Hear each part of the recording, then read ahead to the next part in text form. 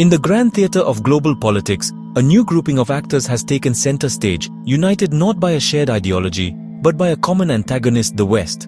Russia, China, Iran and North Korea are each, in their own right, facing significant pressure from Europe and the United States.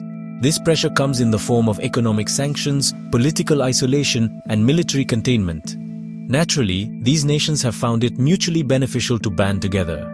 They see the current world order, largely shaped by Western powers after the Cold War, as a system designed to limit their influence and sovereignty. Their cooperation is a pragmatic response, a strategic huddle to counter what they perceive as a common threat to their national interests and leadership. This emerging alignment is less a formal, structured alliance like NATO and more a web of interconnected, often bilateral relationships. It's an axis of convenience, where each member contributes what it can to help the others withstand external pressures. For Russia, embroiled in a long and costly war in Ukraine, this support is a lifeline. For China, it is a way to challenge American dominance in Asia and beyond without firing a shot. For Iran and North Korea, both heavily sanctioned and isolated, this partnership provides economic relief, technological assistance, and a much-needed diplomatic shield on the international stage. Their collective goal is simple: to create a multipolar world where Western influence is diluted and their own power is amplified. The geography of this cooperation is vast, stretching from the frozen tundras of Siberia to the warm waters of the Persian Gulf and the secretive mountains of the Korean Peninsula. This wide expanse makes their coordination complex, but also gives them a broad canvas on which to project their power.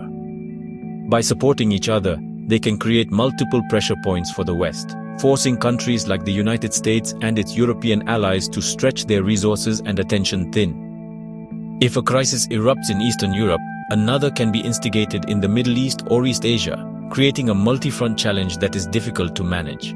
This strategic depth is precisely what makes their loosely formed partnership so potent and concerning for Western capitals. The foundation of their teamwork is a shared narrative of grievance against the West.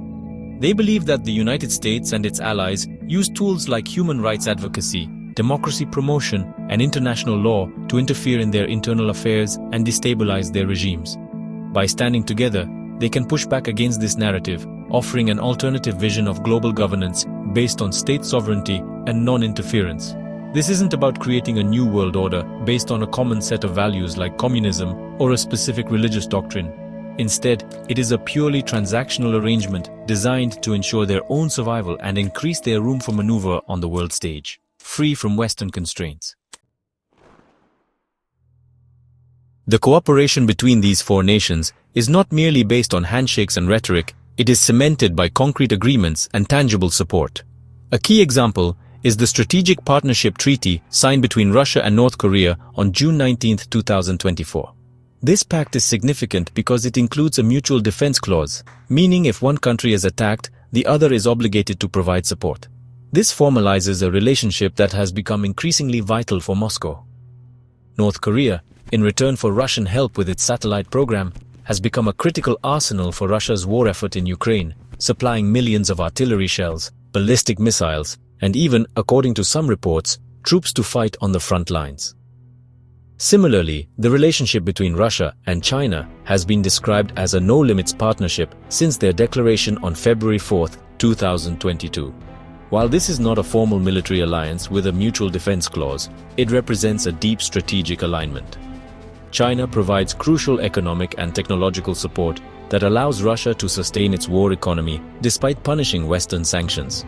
This includes supplying dual-use goods like microelectronics and machine tools, which are essential for manufacturing modern weapons.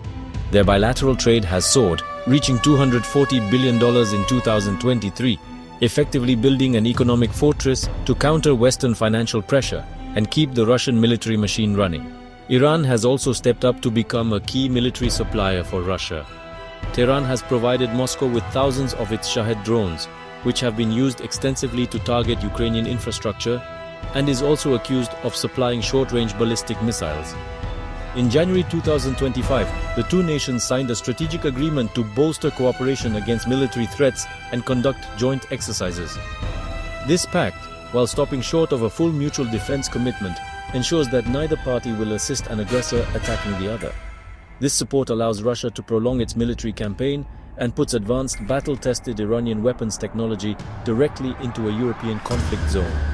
The flow of military hardware and economic aid among these partners creates a resilient network that is difficult for the West to dismantle. North Korea's old but vast stockpiles of ammunition fill a critical gap for Russia's artillery-heavy forces. Iran's drone technology offers a cost-effective way for Russia to conduct long-range strikes.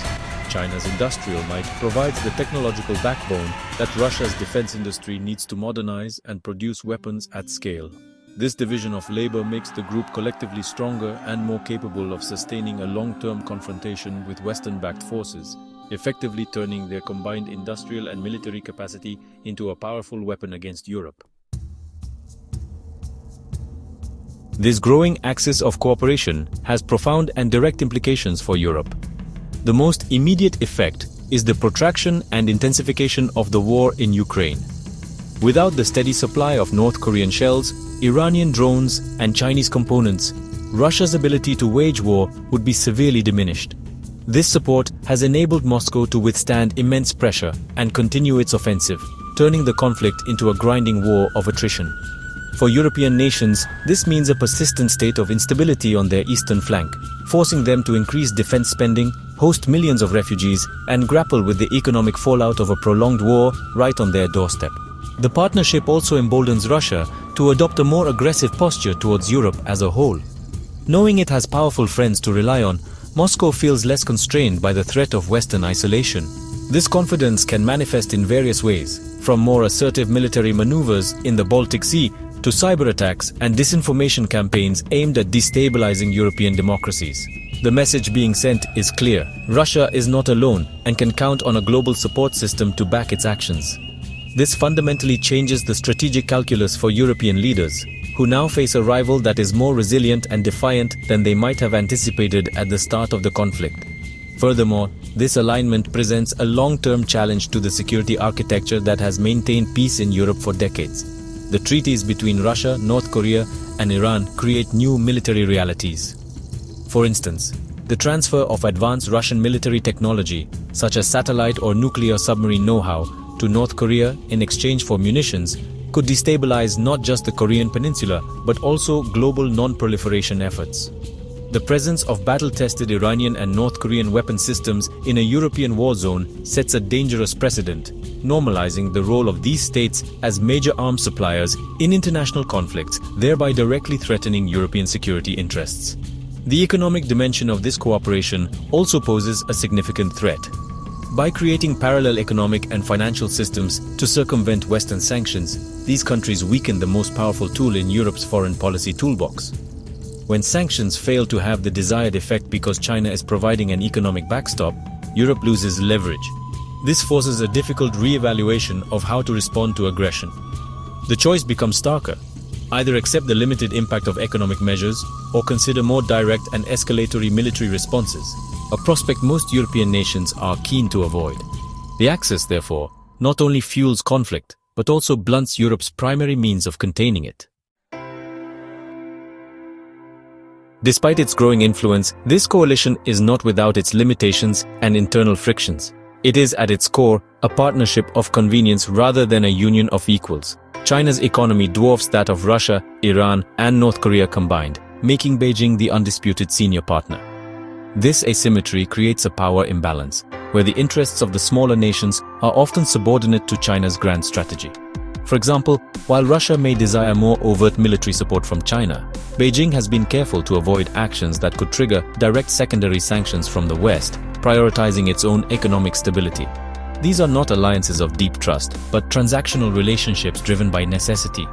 The cooperation is also highly situational, focused primarily on countering the United States and its allies. There is no overarching shared vision for what the world should look like beyond being multipolar. The national interests of Russia, China, Iran, and North Korea do not always align perfectly. For instance, Russia's desire to assert influence in Central Asia, a region it considers its backyard, could eventually clash with China's expanding economic footprint through its Belt and Road Initiative. These potential points of friction could be exploited by Western diplomats to create wedges within the group, limiting the depth and durability of their anti-Western front. However, to dismiss this alignment as purely opportunistic or fragile would be a grave mistake. For now, the shared perception of a common threat from the West provides a powerful glue that binds them together. The war in Ukraine has acted as an accelerator, deepening their military and economic interdependence far more quickly than would have otherwise occurred. This cooperation allows them to pool their resources, learn from each other's tactics in evading sanctions, and coordinate their actions on the global stage to maximize pressure on their adversaries. What they have built is a formidable support system that makes each member more resilient than it would be on its own.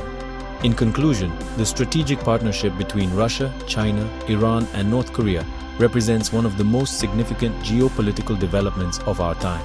It has reshaped the landscape of global power, presenting a sustained, multi-front challenge to the Western-led international order. For Europe, it means facing a more confident and capable adversary in Russia, one that is backstopped by the industrial might of China and the military resources of Iran and North Korea. While this axis may have its internal weaknesses, its current trajectory is one of growing strength and coordination. Understanding this new reality is essential for navigating the turbulent and increasingly polarized world of the 21st century.